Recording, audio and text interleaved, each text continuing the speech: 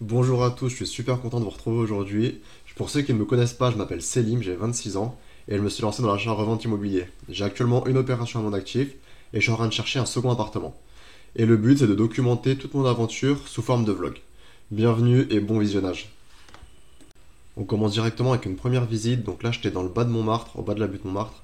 Un immeuble super joli, les bonnes parties communes. C'était une ancienne loge gardien en fait que je souhaitais réhabiliter pour revendre. Donc très grande hauteur sous plafond, plus de 3 mètres.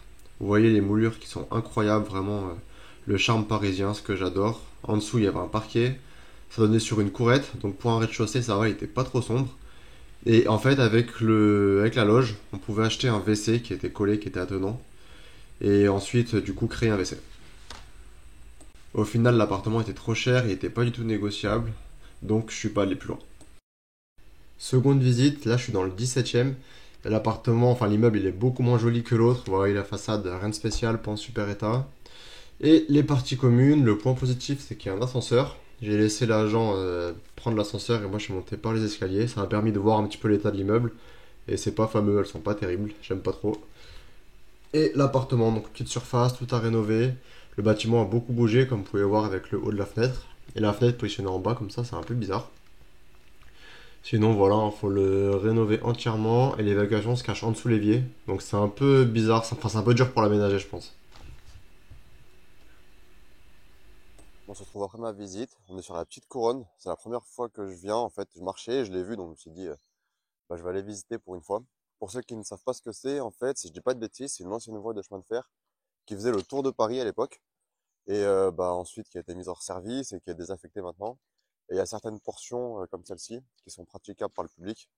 Et du coup, pas mal de gens viennent s'y balader, viennent se promener en famille, etc. ou faire du sport. Et je crois qu'il y a même des accès pour aller aux catacombes ici. Et ça que j'adore dans Paris, c'est qu'il y a plein d'endroits comme ça improbables. C'est vraiment sympa. Bon, pour le compte rendu de ma visite, je suis vraiment énervé parce qu'encore une fois, je tombais sur une agent immobilier ou immobilière, je sais pas comment on dit, qui était nul à chier, mais vraiment nul à chier. En fait, il y a une différence entre les agents qui sont nuls, qui débutent, qui connaissent pas trop la technique, etc. Ça, on peut leur pardonner. Mais ceux qui vraiment ne font aucun effort, ça, je peux pas le pardonner. Les gens, ils vont se prendre une commission de 10 à 15 000 euros. Et là, je visite. Je demande c'est combien les charges de copro. Je sais pas. Est-ce qu'il y a une cave avec? Je sais pas. Ça veut dire elle va aller montrer le bien. Ça veut dire qu'elle va aller montrer le bien à des acheteurs. Elle a même pas regardé de combien sont les charges de copro. Je trouve ça très grave.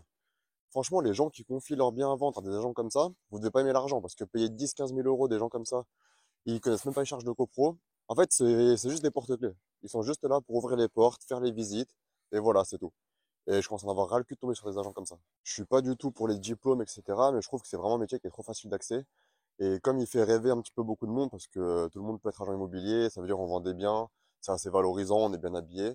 Et du coup, ça attire malheureusement beaucoup de touristes. Je mets pas tous les agents immo dans le même sac, hein. Certains sont très bien, très compétents, ils ont de la bouteille, ils savent vendre, ils se mettent à la place de l'acheteur et du vendeur. Mais il y en a beaucoup, beaucoup, beaucoup, ce sont des clowns. Franchement, ce sont des clowns.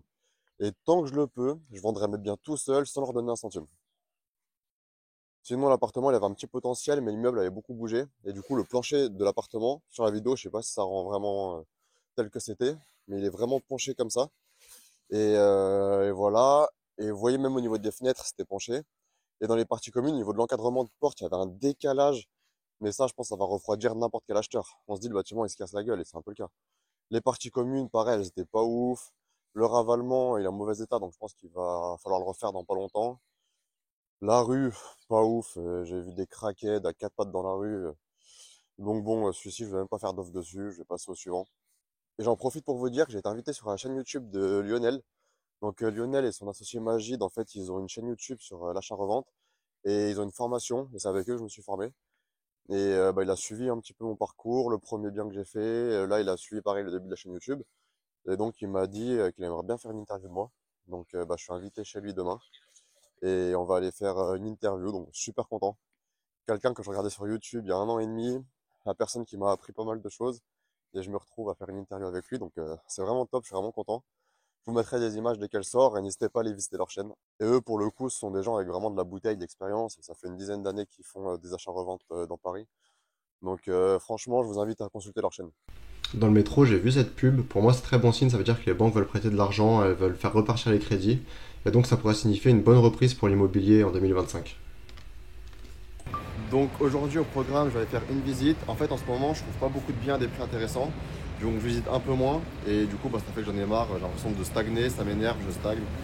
Donc je me suis dit, je vais aller même visiter des biens qui sont trop chers, des biens à rénover. On verra, on sait jamais si je trouve quelque chose qui fait que le bien a une valeur que je n'avais pas vue. Ou au contraire, si je trouve quelque chose qui pourra m'aider à faire baisser le prix ou à vendre pour besoin d'argent, je sais pas.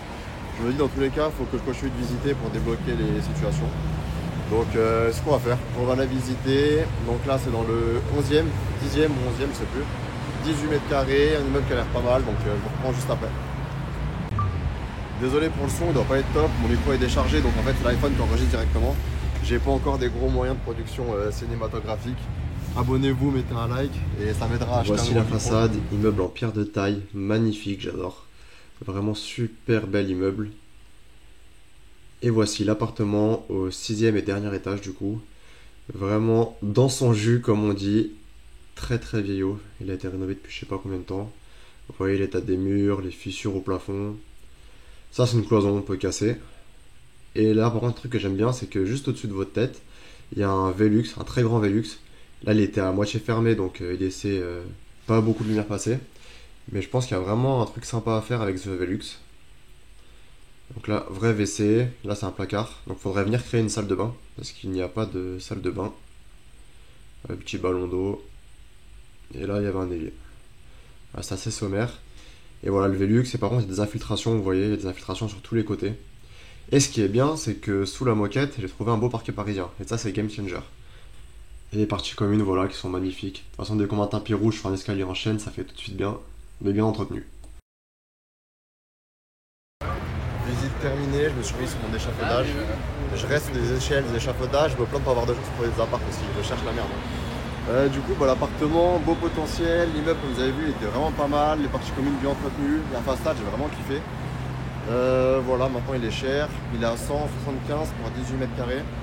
Il y a une cave avec, donc ça c'est pas mal, c'était pas indiqué dans l'annonce. Et il y a déjà eu une offre ce matin à 165 000.